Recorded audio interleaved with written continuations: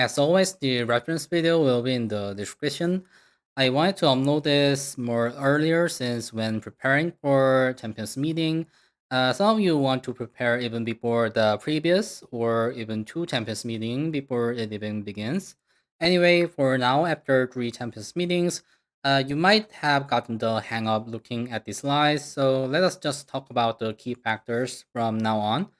Here are the conditions for the Leo Cup, a medium race based on Takarazu Kakinen G1 race. Now, for the Leo Cup, the game Torah racetrack info is slightly different from what we would be having. So, if we see the flat version of it in the next slide here, we can see that there would be no down here section. Recommended stats here, as always, this is only for the ones who are aiming for first on Group A finals. If you are a casual player, think of this as a template stats and try to compromise around it. Now, the 800 to 850 stamina is required if we assume that it would take one golden healing skill. In theory, you could be taking like 1,000 stamina with no healing skill, but it would be hard to make, and your other stats like power and wit will be lower. We want to aim for 800 to 850 because there is a possibility of debuff strategy because it is a medium race.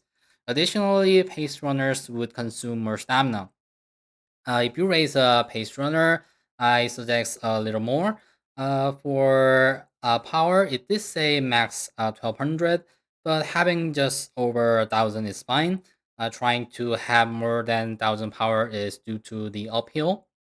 The stat threshold for this race is speed, meaning that we would want to have more than 901 speed. Therefore, we won't have to worry about the feature this time. Passive skills recommendation is almost all the same. Just take the skills that fit the race condition. Put less priority on guts and positional related passive skills. That is all. For healing skills, we just saw that Leo Cup doesn't have down here, meaning that Gold Ship's Go Home Specialist is not going to activate at all. So please don't ever take the skill this time if you run Gold Ship. The baseline stats would be taking 800 and one golden healing skill. If you don't take it, you'll need nearly 1,000 stamina, which is practically a long distance. If you think that you could take less stamina if the meta changes to not using stamina debuffs, you could adjust your stamina. It is up to you to choose. Prioritize Umas with built-in healing skills or use Super Creek to get Swing Maestro. Moving on to speed skills. In this level cup, corner-related skills usually activate at the burst corner. However, the position keep sections, the so-called back burst section, is released after the burst corner. This is when a runner like pace runner is too close to the front runner before position keep is released and is forced back to fall back. Because of this, for late and end, learning these corner skills might not have a meaningful activation or even cause backfire. But I'm not saying don't learn them at all. I'm saying don't learn too many. Learning a appropriate amount should be okay.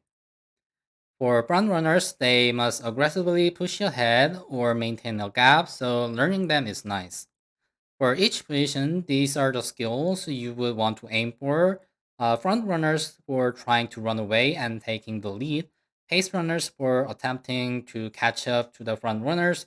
Lead runners have this kind of race skills. For end, honestly, there aren't many skills other than Gold Ship's ultimate skill. This time, the late race is a corner, and the final corner is relatively close.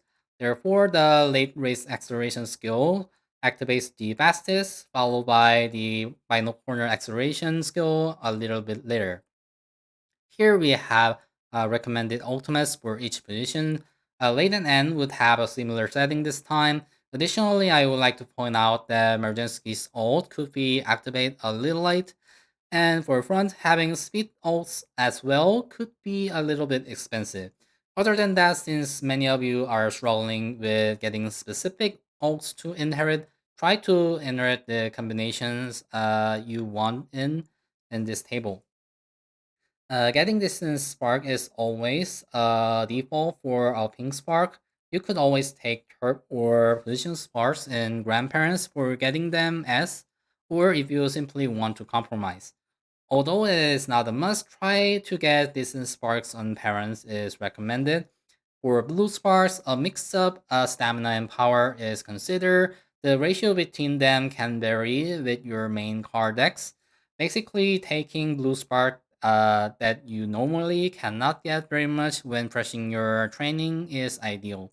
In this case, is stamina and power because we want some amount of stats for both of them. Scenario sparks are always great to have as well. Finally, I know that some of you are you're trying to get the red ship on Summer Maruzensky. It is good if you achieve it. However, do understand that it would take you a lot of tries to pull that off. Let's see the entries for front. Summer Margins Key is an absolute monster if you make her strong enough.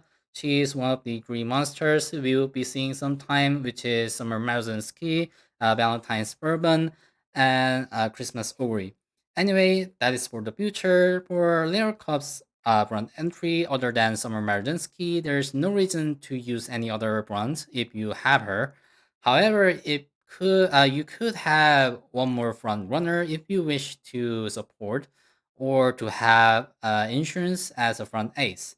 You could also run your Oshi front runner along with Marzinsky if you wish. Recommended decks for front would be 3 speed, 1 power, 2 width for stamina sparks.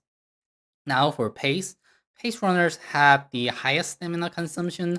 Uma with built-in healing skills are prioritized. This immediately brings up the overcap who has a gourmet built-in.